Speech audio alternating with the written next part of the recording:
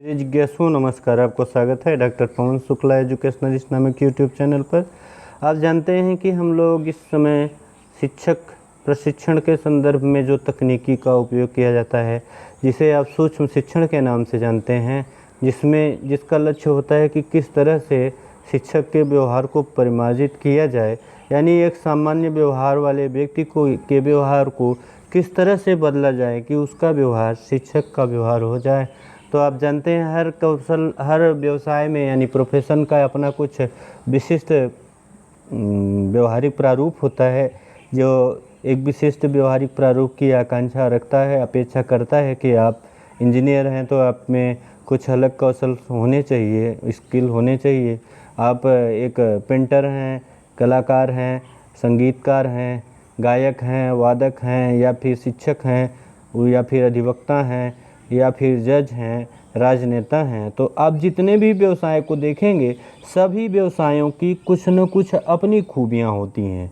व्यवहार की जो अपनी खूबियाँ होती हैं, उन्हीं खूबियों को यानी शिक्षकों के संदर्भ में जो खूबियाँ होती हैं, उसको निखारने के लिए डॉयट डब्ल्यू एलन के द्वारा सूक्ष्म शिक्षण नामक संप्रत्यय को अस्तित्व में लाया गया था, जो कि टीचिंग बिहेवियर को मॉडिफाई करने की एक तकनीकी है। इसके बारे में आपने देखा है।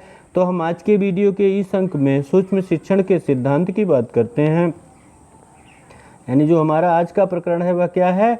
वह है सूक्ष्म शिक्षण का सिद्धांत, यानी प्रिंसिपल्स ऑफ माइक्रो टीचिंग। जो टीचिंग के माइक्रो टीचिंग का जो प्रिंसिपल हैं, उसके क्या क्या मेन सिद्धांत हैं कि किस आधार पर वो चलता है, किस तरह से उसको चलाया जाए कि माइक्रो टीचिंग आपकी जो आदर्श स्थिति में हो और ये अपने लक्ष्य को प्राप्त करे, हम इसकी बात करते हैं। तो इसके संदर्भ में देखा जाए तो हमें अब एलन और रियान का नाम आता है कि एलन और रियान, जो डॉयट डब्ल्यू एलन थे, उन्हीं के सहयोगी रियान भी थे। तो एलन और रियान ने जो सूक्ष्म शिक्षण है उसके 5 मूलभूत सिद्धांतों को उन्होंने बताया है।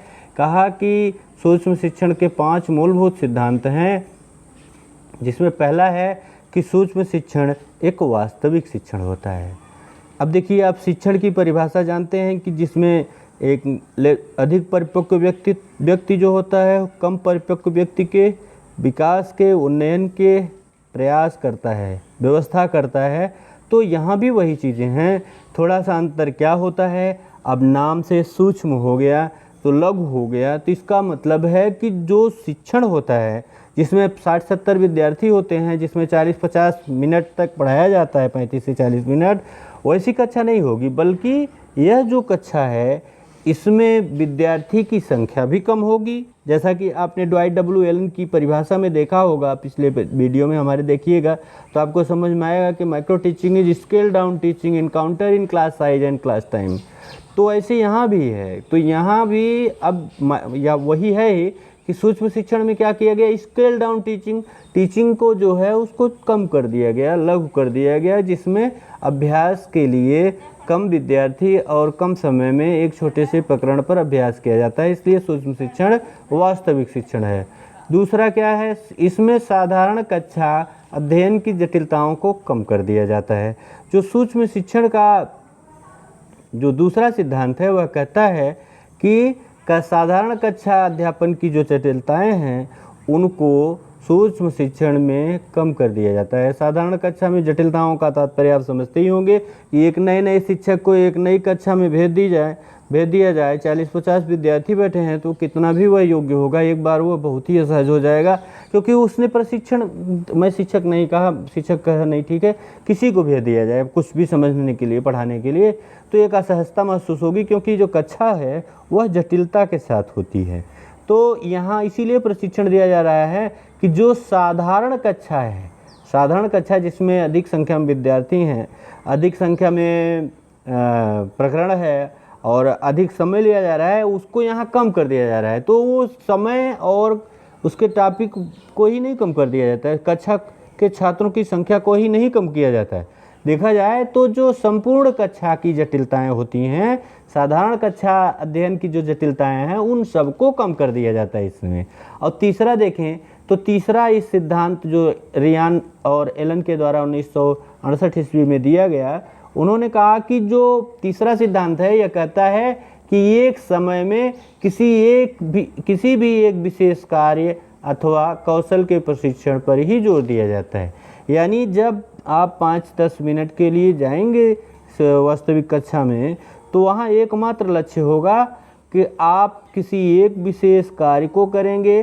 जैसे संज्ञा की परिभाषा पढ़ाना है तो आपका लक्ष्य होगा कि संज्ञा की परिभाषा आप विद्यार्थियों को पढ़ाएंगे, और साथ ही साथ एक कौशल पर भी जोर दिया जाता है कि एक बार में केवल एक कौशल या एक विशेष कार्य जो करना है उसी का प्रशिक्षण इसमें दिया जाता है।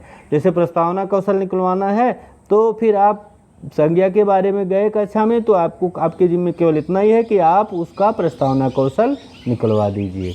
इसके बाद जो चौथा है, क्या नाम था उनका, एलन और रियान द्वारा जो 1968 में दिया गया सूक्ष्म शिक्षण का सिद्धांत है। 5 मूलभूत सिद्धांतों में चौथा मूलभूत सिद्धांत है कि अभ्यास क्रम की प्रक्रिया पर अधिक नियंत्रण रखा जाता है। जो अभ्यास क्रम की प्रक्रिया है उस पर यहाँ ज़्यादा नियंत्रण रखा जाता है, अभ्यास क्रम की प्रक्रिया पर अधिक नियंत्रण रखा जाता है। अभ्यास, यहाँ जो सूक्ष्म शिक्षण है उसमें एक बार में एक कौशल के अभ्यास पर ही बल दिया जाता है।